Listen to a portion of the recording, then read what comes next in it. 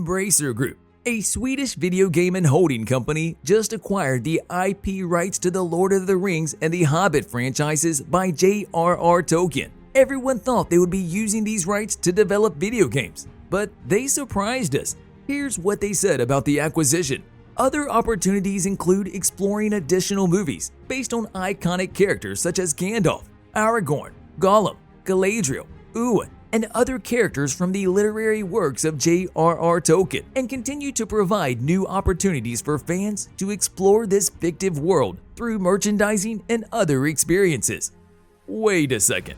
Do you mean to tell us that in the next several years, we could see movies not just about Gandalf the Grey, but also about Galadriel, Eowyn, Gollum, and so many others? Now that's what we call a good surprise. This is only a speculation. Your guess is as good as ours when it comes to the movie. Embracer Group might decide to make an animated movie instead of a live-action film. They could create a short series about Gandalf the Grey. But let's just hope it's not going to be like the Rings of Power on Amazon Prime. Maybe even a video game is in the making. As for the release date, it's still too early to tell. We think that a movie like this will take several years to complete. Everything from finding the right director to getting an impeccable cast, and most important of all, building a compelling storyline that is rooted in the rich history and lore of Tolkien's world. That will have to be accounted for before they even think about making a movie like this. As for the cast, we hope they can get Sir Ian McKellen to play the leading role. And who knows, based on the timeline, maybe they will decide to smash that like button just like you should if you haven't done so already. But no, in all seriousness, maybe they will decide to show us Gandalf when he was still young. Now, before we tell you more about the plot line and the characters, let us explain what the Embracer Group can and what they cannot do. First of all, when they bought the IP from Middle-earth Enterprises, which was owned by the Sal Zentz Company, they didn't buy the exclusive rights. The Paul Zentz Company acts like a catalog of IPs, one of which was Middle-earth Enterprises, formerly known as Tolkien Enterprises, and owned by the Tolkien family. The Sal Zentz Company, based in Berkeley, California, became popular after producing award-winning films like Jack Nicholson's One Flew Over the Cuckoo's Nest. They bought the right from the family, while HarperCollins Publishers retained the print publication right to Tolkien's books. Sal Zentz Company got the right for The Hobbit and The Lord of the Rings. Shortly after the acquisition, they created the animated version of The Lord of the Rings, which was released just 2 years later in 1978. The movie has become somewhat of a cult classic. Exactly 20 years later, they talked to Peter Jackson and his company New Line Cinema. They decided to give Jackson the right to recreate a live-action trilogy of The Lord of the Rings, along with The Hobbit. These movies have made over $6 billion at the box office, along with several Academy Awards. To say that these movies have a cult-like following would be an understatement. But it seems like the Sal Zentz Company was more than happy to hand over Middle-earth Enterprises to Embracer Group.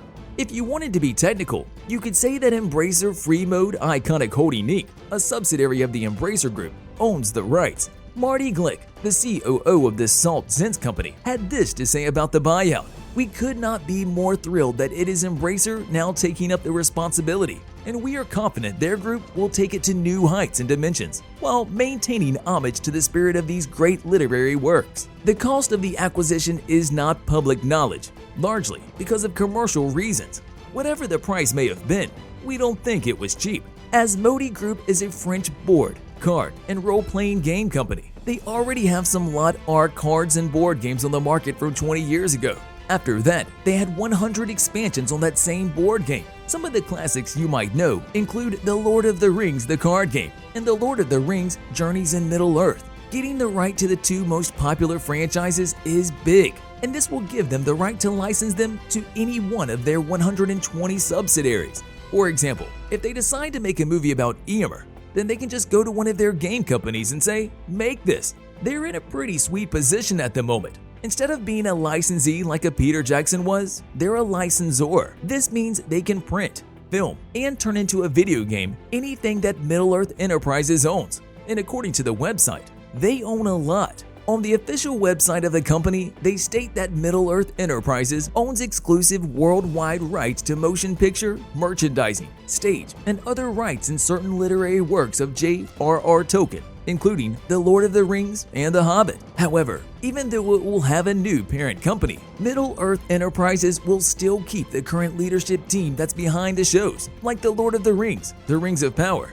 the making of the video game, The Lord of the Rings Heroes of Middle-earth, and the upcoming animated movie that will be released in 2024, The Lord of the Rings The War of the Rohirrim. All of these projects will be kept, as Middle-earth Enterprises works closely with the management team from Embracer Free Mode Group. They will likely work with other companies within Embracer Group, so they can make the most of their newly acquired Precious. They will have a lot of time to develop their proprietary animated movies, apps, board games, and everything in between. Let's just hope that they propel the franchise forward with more compelling movies, just like the Saul Zaentz company did in the past. Reading what some of the fans thought about the possibility of featuring Gandalf the Grey in his movie, we were a bit surprised by what we found. It turns out, fans aren't that excited about a Gandalf the Grey movie. True fanatics of the Tolkien universe claim that the character won't be a good fit for an exciting movie. And if we really think about it, it's going to be completely different from what we're used to seeing on the big screen.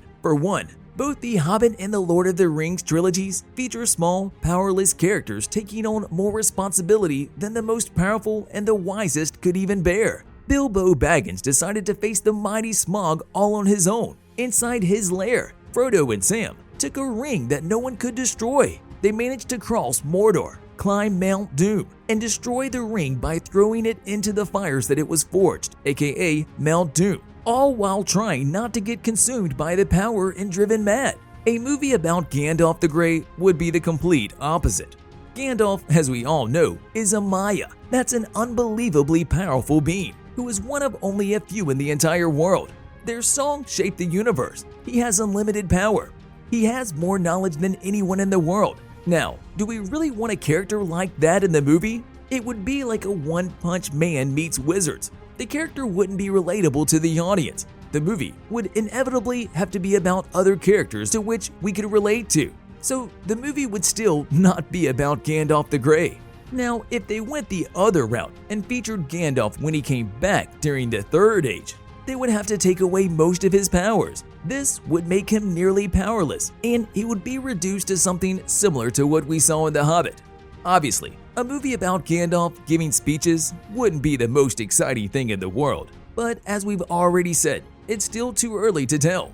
We will just have to wait patiently and hope that Embracer Group won't rush this important decision. You'll love these videos next.